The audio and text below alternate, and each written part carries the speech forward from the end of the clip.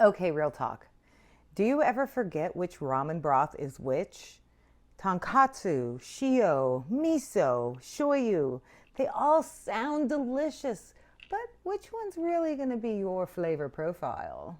As a ramen obsessive person and a little bit of a goth music nerd, I'm going to help you never forget your ramen broths again.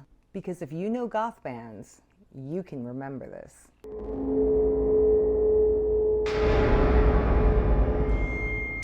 So there's 4 basic ramen broths that I'm going to cover today. Tonkatsu, rich and pork-based. Miso, which is savory and funky. Shoyu, which is a sort of soy sauce, deep flavor. And shio, which is a salt-based lighter broth. Got it?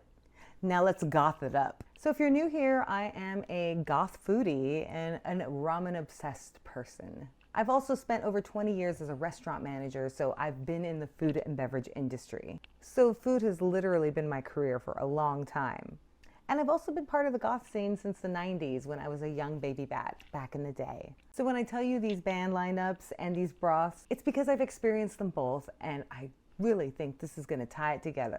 Here's the idea. If you can match a goth genre and bands to a ramen broth, you'll never get confused again on the different styles of soups. And you'll know which corner of goth history they belong to. Quick side note, if you love ramen as much as I do, and you love art, I do have a print called Goth Girls Love Ramen. It's basically my 2 worlds colliding together. And I'll show you it at the end. But now, let's get into soup and a soundtrack. Let's start with tonkatsu. If you've ever had ramen in the United States, you've probably had tonkatsu. It's one of the most accessible and popular ramen broths out there. I know there's even shops in LA that I've actually been to that were just tonkatsu-based broths. And it's made by boiling pork bones for hours, and it creates this rich, velvety, creamy, thick broth. It's super heavy and filling, and it's the one that everybody knows. Now, having worked at restaurants for a long time, I know tonkatsu is a bestseller. People see it on the menu and they feel safe ordering it. It's definitely the one that people say, oh, if you're gonna go try some ramen, have some tonkatsu. It's comforting and it's easily recognizable. It's like the ramen equivalent of a greatest hits album, right?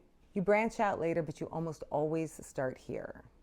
So, in goth terms, I would make tonkatsu like the trad goth bands. We're talking your Cure, your Bauhaus, your Susie and the Banshees, your Sisters of Mercy, all the classic bands that sum up what we think of when we think of goth. So if ramen had a starter pack, it would be tonkatsu. And it would be those 4 bands, creamy, comforting, and forever a classic. Miso. Now miso is one of my favorite broths. And it's going to be one of my favorite genre parallels. Miso ramen is made using fermented soybean paste, which gives it this really like savory, funky flavor, you know? It's a little more complex, and sometimes it can get a little spicy. And yeah, it can range from mellow and comforting to like really chaotic and wild tasting. And the more bowls you have, the more you start craving that funkiness that comes along with miso. It's just such a great flavor. It's constantly the one I order. It's a broth for people who want a little more complexity and maybe a little challenge in their taste. And in goth terms, I think of that as industrial. 9 Inch Nails, Skinny Puppy, Alien Sex Fiend, Specimen. These bands aren't easy listening. They've got distortion and grit and noise.